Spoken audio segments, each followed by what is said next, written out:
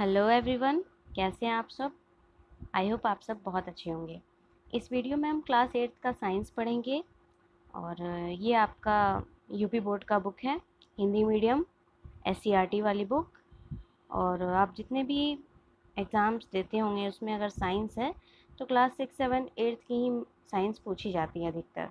तो अधिकतर यही बच्चों वाली बुक से पूछी जाती है। तो आप लोग अगर इस बुक के चैप्टर्स को रीड कर लेंगे और उनके इम्पॉर्टेंट पॉइंट्स लिख लेंगे तो बहुत ही आसानी होगी आपको क्वेश्चंस हल करने में।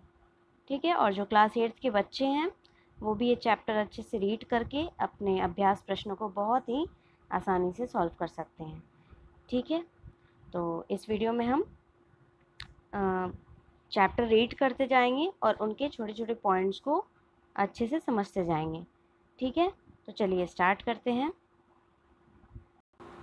तो आपके पहले चैप्टर का नाम है विज्ञान एवं तकनीकी के क्षेत्र में नवीनतम प्रगति।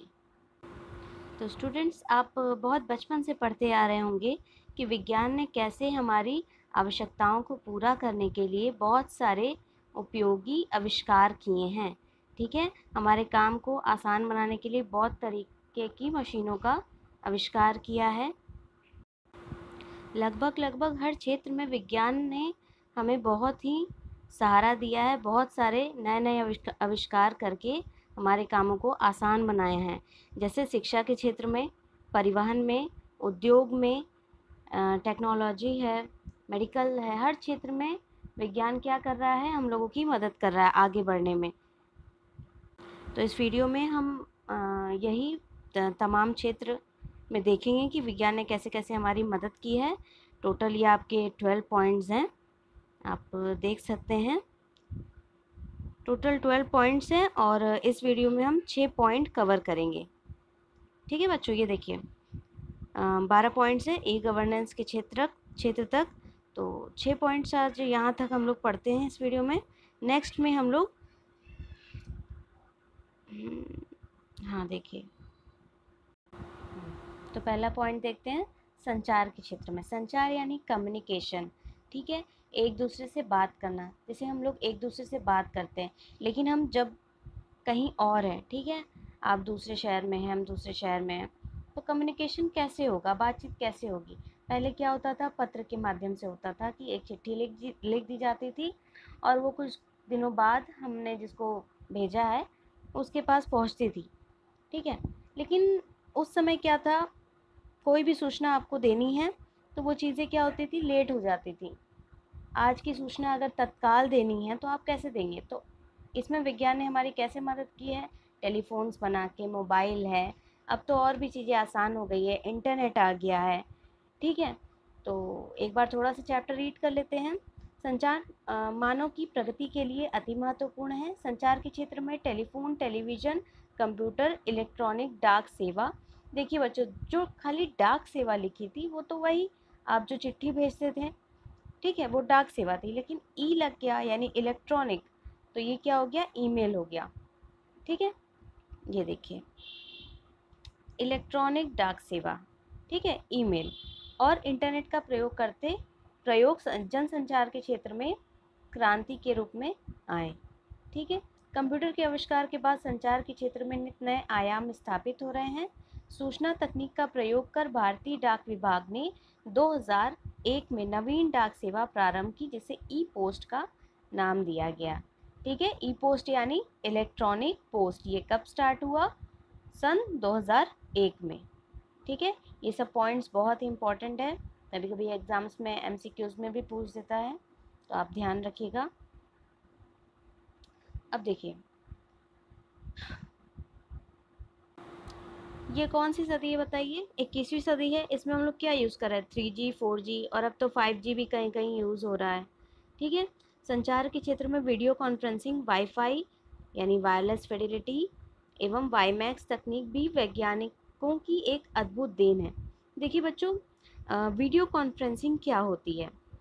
अब जैसे आप इस समय क्या क्या चल रहा है, कोरोना चल रहा है, तो ना कोई बाहर जाके मीटिंग कर सकता है, ना अपनी राय विमर्श कर सकता है, हमें घर में ही रहना है। तो हम क्या करते हैं, एक दूसरे से वीडियो के थ्रू जैसे आप लोग वीडियो कॉल के थ्रू बात करते हैं, तो उसी तरह जो मीटिंग करते हैं लोग, जैसे फॉर एग्ज़ाम्पल नेता लोग हो गए, ठीक है, लीडर्स, तो ये लोग क्या करते हैं, वीडियो के थ्रू अपने अपने राय विमर्श करते हैं वीडियो कॉन्फ्रेंसिंग के थ्रू। ये आप देख सकते हैं इमेज में, कोई एक जगह बैठा है और वीडियो से कई लोग जुड़े हुए हैं और वो सब आपस में बात कर रहे हैं, अपने अपने विचार विमर्श कर रहे हैं, ठीक है। तो ये होता है वीडियो कॉन्फ्रेंसिंग। वाईफाई तो आप जानते ही हैं। तो ये सारे तकनीक किसकी देन है, विज्ञान की ही एक देन है, ठीक है। बहुत सारे साइंटिस्ट क्या करते हैं, हर क्षेत्र में रिसर्च करते रहते हैं, तो धीरे धीरे बहुत सारी टेक्निक्स का पता चलता रहता है। तो वीडियो कॉन्फ्रेंसिंग एक बहुत ही अच्छा माध्यम है ताकि हम अपने घर पे बैठ के लोगों से बात कर सकें और सुरक्षित रहें, ठीक है। 3G 4G प्रौद्योगिकी द्वारा broadband, wireless internet data, video, TV इत्यादि अब मोबाइल फ़ोन पर आसानी से उपलब्ध है। आप देख रहे हैं आपके पास कोई भी एंड्रॉयड फ़ोन होगा या स्मार्टफोन कुछ भी होगा, आप उसमें नेट चला सकते हैं, हर चीज़ उसमें आप यूज़ कर सकते हैं। यूट्यूब यूज़ कर सकते हैं, यूट्यूब पे तमाम जानकारी रहती है, आपने बस सर्च करना है और तमाम वीडियोज़ आ जाएंगी आपको बताने के लिए। आपको कहीं जाने की ज़रूरत नहीं है, सारा कुछ आपके मोबाइल में अवेलेबल है। बिना किसी बाधा के वीडियो क्लिपिंग व मनोरंजन का आदान प्रदान अब संभव हो गया है, ठीक है। तो ये सारी बातें आप जानते ही हैं। अब देखते हैं हम शिक्षा में सूचना और संचार प्रौद्योगिकी। ये देखिए एक नया टॉपिक है, आईसीटी बोलते हैं, ठीक है। आईसीटी इसका फुल फॉर्म होता है इंफॉर्मेशन एंड कम्युनिकेशन टेक्नोलॉजी, ठीक है। लिख देते हैं इंफॉर्मेशन एंड कम्युनिकेशन टेक्नोलॉजी, ठीक है। आप समझ लीजिएगा, ये होता है आईसीटी का फुल फॉर्म, ठीक है। तो शिक्षा के क्षेत्र में शिक्षा के स्तर को सुधारने के लिए आईसीटी योजना को शुरू किया गया। इसके अंतर्गत छात्रों को मुख्यतः अपनी आईसीटी कौशल क्षमता बढ़ाने और कंप्यूटर सहायक शिक्षण प्रक्रिया के माध्यम से सीखने के अवसर प्राप्त हुए, ठीक है। यह योजना छात्रों के विभिन्न सामाजिक, आर्थिक, डिजिटल डिवाइस और अन्य भौगोलिक अवरोधों को पार करने का सेतु है, ठीक है। जैसा आपको नाम से ही प्रतीत हो रहा है, शिक्षा में सूचना और संचार प्रौद्योगिकी, ठीक है, किस तरीके से हम सूचनाओं से, इंफॉर्मेशंस और टेक्नोलॉजी से, कम्युनिकेटिव टेक्नोलॉजी से परिचित हैं। ये सारी चीज़ें क्या है, ये सारी चीज़ें हमें अपने टीचिंग टेक्नोलॉजीज़ को सुधारने के लिए होती हैं। शिक्षा के स्तर को सुधारने के लिए विशिष्ट शिक्षकों की नियुक्ति की गई जो आईसीटी केंद्रित शिक्षा देने में समर्थ हों। स्कूल योजना में आईसीटी के अंतर्गत कई राज्यों एवं केंद्र शासित राज्यों में स्मार्ट स्कूलों का अनुमोदन किया गया। अब देखिए ये स्मार्ट स्कूल होते क्या है, ठीक है। स्मार्ट स्कूल क्या होते हैं बताइए। ये देखिए एक फ़ोटो आप देख रहे हैं, ये है स्मार्ट स्कूल। स्मार्ट स्कूल में क्या होता है, जैसे आपका स्मार्टफोन है उसमें कई सारे फीचर्स हैं, ठीक है। पहले के फ़ोन में क्या था, मैसेजिंग था, कॉलिंग था, बस यही सब होता था। लेकिन अब के फ़ोन में क्या है, स्मार्टफोन आ गया, ठीक है, जिसमें आप क्या कर सकते हैं, व्हाट्सएप कर सकते हैं, एक दूसरे से अनलिमिटेड टॉकिंग कर सकते हैं, वीडियो कॉलिंग कर सकते हैं, इंटरनेट चला सकते हैं, मतलब कई सारी जिसमें फ़ीचर्स हो। उसी तरह स्मार्ट स्कूल होता है, ठीक है। अभी आपके स्कूल में क्या है, ब्लैक बोर्ड है जिसमें चॉक से लिखते हैं और लेक्चर ख़त्म हो जाता है, ठीक है। लेकिन स्मार्ट स्कूलों में क्या होता है, स्मार्ट स्कूलों में एक ऐसा प्रोजेक्टर होता है, जैसे हम आपको पढ़ा रहे हैं पौधों के बारे में, ठीक है। ये तमाम तरीके के पौधे हैं, स्वपोषी, परपोषी एक्सेट्रा। तो उसमें क्या होगा, स्मार्ट स्कूलों में उस प्रोजेक्टर में हम लोग दिखा सकेंगे जैसे पिक्चर्स के थ्रू, ठीक है। उसमें आपको दिखा सकेंगे कि ये देखिए ये परपोषी पौधा है, तो ये आपको डायरेक्ट उसका फ़ोटो आ जाएगा। आप तो आपको फ़ोटो के माध्यम से, आप लोग जानते हैं, आप लोग कोई मूवी देखते हैं तो आपको वो दिखती है, इसलिए आपके दिमाग में ज़्यादा दिनों तक रहती है, वो आपको याद हो जाती है, गाने आपको याद हो जाते हैं क्योंकि आप देखते हैं और सुनते हैं। तो इसी तरह अगर हम आपको इमेज के थ्रू समझाएं तो आपको वो चीज़ें ज़्यादा क्लियर होंगी। इसीलिए स्मार्ट स्कूलों में सारी तरीके की फैसिलिटी होती है, ऑडियो, वीडियो, ये सारे टीचिंग एड्स होते हैं। ठीक है बच्चों। और क्या क्या हो सकता है स्मार्ट स्कूलों में? बहुत सारे देशों में हर बच्चे के डेस्क पे लैपटॉप्स वगैरह भी रहते हैं, जिनसे वो टीचर की बातों का जो भी समझ में आ रहा है, कोई पॉइंट्स अगर नहीं समझ में आया तो लैपटॉप पे सर्च करके देख लेते हैं। और सारे कंटेंट जो टीचर पढ़ा रहे हैं, होमवर्क दे रहे हैं, कुछ उनको कहीं लिखना नहीं है, कोई कॉपी नहीं बनाना, सारा उनके लैपटॉप में सेफ है। ठीक है, तो ये होता है स्मार्ट स्कूल। ठीक, नेक्स्ट टॉपिक क्या है? अंतरिक्ष प्रौद्योगिकी के क्षेत्र में। अंतरिक्ष यानी स्पेस। ठीक है, स्पेस में तमाम तरीके के रिसर्च होते रहते हैं। कौन सा प्लैनेट नया है, मतलब नए नए प्लैनेट्स दिख रहे हैं, गैलेक्सीज दिख रही हैं, बहुत सारी चीज़ें हैं। आप सैटेलाइट देखते होंगे आसमान में, आपको लगता है तारा चल रहा है, ऐसा कुछ नहीं है, तारा नहीं चलता, सैटेलाइट्स होती हैं। अब के बच्चे तो मतलब इस चीज़ से वाकिफ़ हैं। तो ये सब होता कहाँ से है?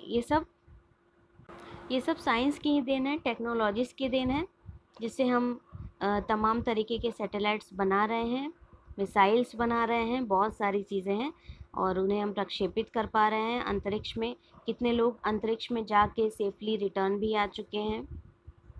तो चलिए इस टॉपिक को थोड़ा सा रीड कर लेते हैं। भारतीय अंतरिक्ष कार्यक्रम के जनक डॉक्टर विक्रम साराभाई, देखिए इसमें सही से लिखा नहीं है, आप समझ लीजिएगा, विक्रम साराभाई। ठीक है, की अध्यक्षता में वर्ष 1962 में, कब? 1962। ये सारे पॉइंट्स इंपॉर्टेंट हैं। ठीक, जिसे पूछ दिया भारतीय अंतरिक्ष कार्यक्रम के जनक कौन है, तो भारतीय अंतरिक्ष कार्यक्रम के जनक डॉक्टर विक्रम साराभाई हैं। वर्ष 1962 में भारतीय राष्ट्रीय अंतरिक्ष अनुसंधान समिति इनकोस्पार, देखिए इसका फुल फॉर्म मैंने लिख दिया है। इनकोस्पार का फुल फॉर्म होता है Indian national committee for space research. ठीक है, कभी कभी क्या होता है आपसे फुल फॉर्म ही पूछ लिया, तो आपको याद होना चाहिए। ठीक है, तो इसको आप नोट कर लीजिएगा। भारतीय अंतरिक्ष कार्यक्रम के डॉक्टर सॉरी भारतीय अंतरिक्ष कार्यक्रम के जनक डॉक्टर विक्रम साराभाई की अध्यक्षता में वर्ष 1962 में भारतीय राष्ट्रीय अंतरिक्ष अनुसंधान समिति इनकोस्पार का एवं नवंबर 1969 यानी 69 में भारतीय अंतरिक्ष अनुसंधान संगठन इसरो, ठीक है, इसका फुल फॉर्म तो आप लोग जानते होंगे, इंडियन स्पेस रिसर्च ऑर्गेनाइजेशन, का गठन हुआ। ठीक है, कब हुआ? इसरो का गठन 1969 में और इनकोस्पार का गठन 1962 में। They are most important points. ठीक है, एक छोटे से रॉकेट प्रक्षेपण से शुरुआत करके अंतरिक्ष प्रौद्योगिकी एक ऐसे मुकाम पर पहुंच गई है जिसके हमने कल्पना भी नहीं की।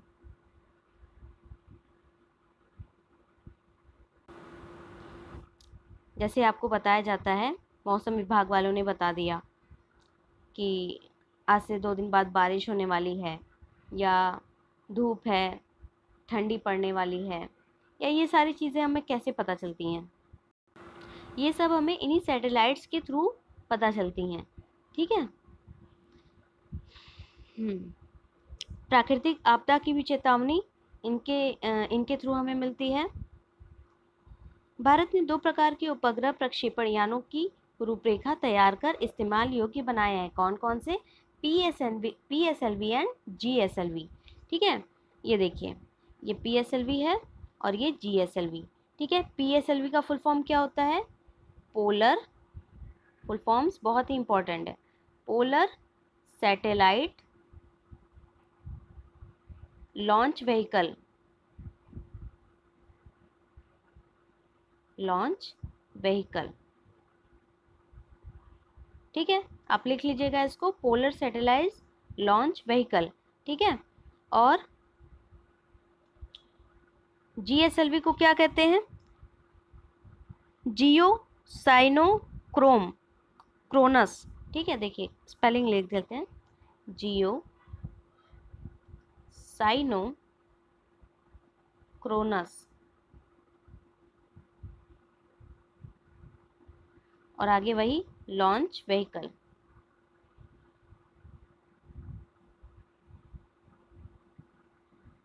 ये हो गया GSLV का फुल फॉर्म। ठीक है, आप स्क्रीनशॉट ले सकते हैं। हिंदी में क्या कहते हैं, इनमें एक है ध्रुवीय उपग्रह प्रक्षेपण यान यानी PSLV। ठीक है, जिसमें भारतीय सुदूर संवेदी उपग्रह प्रक्षेपित किए जाते हैं। और दूसरा है भूस्थैतिक उपग्रह प्रक्षेपण यान यानी अभी मैंने आपको बताया GSLV, जिसमें इनसेट परिवार के उपग्रह छोड़े जाते हैं। ठीक है, सितंबर 2004 में भूस्थैतिक उपग्रह यानी GSLV F1। अब देखिए, जैसे फ़ोन वगैरह का नाम नहीं होता है Redmi 4A, ठीक है, Redmi 8, तो ये सारे फ़ोन के नाम हैं। ठीक, उसी तरह बहुत सारी चीज़ों के अलग अलग नाम रखे जाते हैं, जैसे मिसाइल्स के नाम अलग रख दिए गए, उपग्रह के नाम अलग अलग रख दिए गए। ठीक है, तो ये सारे उपग्रह के नाम हैं। GSLV था तो उसी का उपग्रह है GSLV F1। ठीक है, ये GSLV F1 द्वारा प्रक्षेपित एडोसेट भारत का पहला उपग्रह है। अब देखिए, भूस्थैतिक उपग्रह प्रक्षेपण यान GSLV F1 द्वारा प्रक्षेपित एडोसेट, तो ऐसे पूछ सकता है क्वेश्चन कि भारत का, ये देखिए, भारत का पहला उपग्रह क्या है, तो एडोसेट है। ठीक है, ये आप नोट कर लीजिएगा।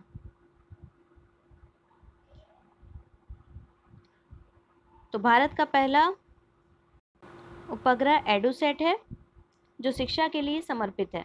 आकाशगंगा के केंद्र के पास दूसरा सबसे बड़ा ब्लैक होल, जो सूर्य से लगभग 1,00,000 गुना बड़ा है, पाया गया है। इसकी पुष्टि जापान के कियो यूनिवर्सिटी द्वारा की गई है। ये सारी बातें आप नोट कर लीजिए।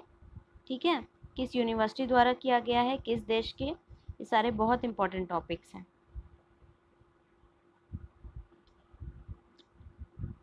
भारतीय अंतरिक्ष अनुसंधान संस्थान मंगलयान एवं चंद्रयान-1 के सफल परीक्षण में सफल रहा। ठीक है स्टूडेंट्स, तो आपने मिशन मंगल मूवी देखी होगी, और नहीं देखा है तो देख लीजिएगा, उससे आपको बहुत नॉलेज मिलेगा सैटेलाइट्स के बारे में।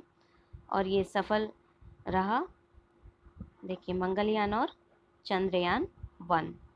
ठीक है, तो ये सारे पॉइंट्स आप नोट करते हुए चलिए। नेक्स्ट देखते हैं, कुछ इम्पॉर्टेंट पॉइंट्स यहाँ पे दिए हुए हैं, इन्हें भी जानें। अंतरिक्ष में पहुँचने वाले पहले व्यक्ति, ठीक है, अंतरिक्ष में पहुँचने वाले प्रथम व्यक्ति कौन थे, यूरी गागरिन। ठीक है, ये सारी चीज़ें आपको लर्न होनी चाहिए। अंतरिक्ष में जाने वाले प्रथम भारतीय कौन थे, राकेश शर्मा। ठीक, ये आपको पता है ये सारी चीज़ें। प्रथम भारतीय महिला अंतरिक्ष यात्री कौन थी, कल्पना चावला थी, पर दुर्भाग्यवश वो वापस लौट नहीं आई थी। भारत का पहला चालक रहित विमान, ये कौन सा विमान है, लक्ष्य नाम है उसका। इस वीडियो का लास्ट टॉपिक देखते हैं, उसके बाद 4 टॉपिक्स अलग वीडियो में रहेंगे और 4 अलग में रहेंगे। ठीक है, वीडियो काफ़ी लंबा ना हो और आप भी काफ़ी बोर ना हो, इसलिए वीडियो थोड़ा छोटा ही करते हैं। तो 4th टॉपिक है आपका रक्षा एवं प्रतिरक्षा के क्षेत्र में, यानी डिफेंस के क्षेत्र में। राष्ट्रीय सुरक्षा के क्षेत्र में हमारे देश ने बहुत उन्नति की है।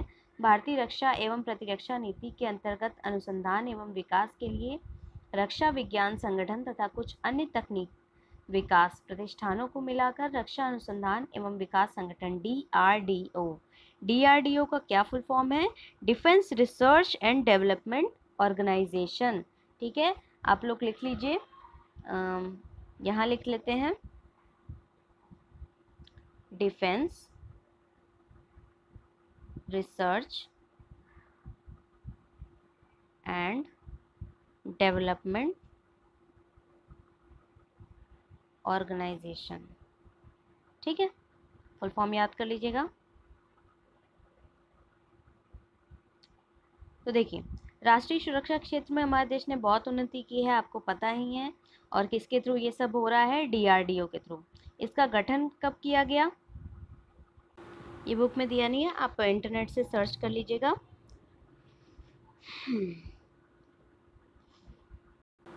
रक्षा एवं प्रतिरक्षा के उद्देश्य से सतह पर मार करने वाली मिसाइल पृथ्वी अत्याधुनिक प्रणालियों से युक्त मुख्य युद्धक टैंक अर्जुन विमानों के लिए फ्लाइट सिमुलेटर, चालक रहित लक्ष्य भेदी विमान, बैकुन बैरज प्रणाली आदि डीआरडीओ की प्रमुख नवीनतम उपलब्धियां हैं। प्रक्षेपास्त्र विकास कार्यक्रम के अंतर्गत बैलिस्टिक प्रक्षेपास्त्र, आकाश मिसाइल, ब्रह्मोस सुपरसोनिक मिसाइल आदि कार्यक्रम का प्रक्षेपण किया गया। पहले हम जानते हैं मिसाइल होता क्या है। मिसाइल क्या होता है? ये दूर स्थित लक्ष्य को भेदने के लिए बनाया जाता है। ठीक है, कई किलोमीटर दूर स्थित है कोई लक्ष्य, उसको भेदने के लिए हम मिसाइल्स का यूज़ करते हैं। ठीक है, अब डीआरडीओ ने तरह तरह के मिसाइल्स लॉन्च किए हैं। जैसे हमने क्या क्या पढ़ा, ये देखिए, बैलिस्टिक प्रक्षेपास्त्र, ठीक है, आकाश मिसाइल, ब्रह्मोस सुपरसोनिक मिसाइल, ये सब क्या है? रक्षा अनुसंधान एवं विकास संगठन के द्वारा ये सारी मिसाइल्स तैयार की गई हैं। आप पिक्चर्स भी देख सकते हैं आकाश मिसाइल का, और इंटरनेट पे और बहुत सारे मिसाइल्स के पिक्चर्स हैं, तो आप सर्च करके देख सकते हैं, आपका इंटरेस्ट भी जगेगा। जल अभियानों के संचालन के लिए समुद्री बेड़े और सामरिक मिसाइल का आकाशीय प्रक्षेपास्त्रों का विस्तार हुआ है। पूर्व राष्ट्रपति डॉक्टर एपीजे अब्दुल कलाम, आप जानते ही हैं, इनको मिसाइल मैन भी बोला जाता है। इन्होंने 1998 में पोखरण में द्वितीय परमाणु परीक्षण में एक निर्णायक भूमिका निभाई थी। ठीक है, ये पॉइंट इम्पॉर्टेंट है। राष्ट्रपति डॉक्टर एपीजे अब्दुल कलाम, पोखरण में द्वितीय परमाणु परीक्षण। ठीक है, इन्हें बैलिस्टिक मिसाइल और प्रक्षेपण यान प्रौद्योगिकी के विकास कार्यों के लिए भारत में मिसाइल मैन के रूप में जाना जाता है। ठीक है, इससे आप परिचित हैं। रक्षा के क्षेत्र में आईएनएस कोच्चि, आईएनएस अरिहंत आदि युद्धपोतों का भी प्रयोग किया जा रहा है। ठीक है, तो आप एक बार फिर से वीडियो देख लीजिएगा ताकि मेन टॉपिक्स आप नोट कर लें और एक नोट्स बनाते रहें। ठीक है, तो इस वीडियो में बस इतना ही। नेक्स्ट 4 पॉइंट्स नेक्स्ट वीडियो में रहेंगे, और ठीक है, मिलते हैं नेक्स्ट वीडियो में। Thank you.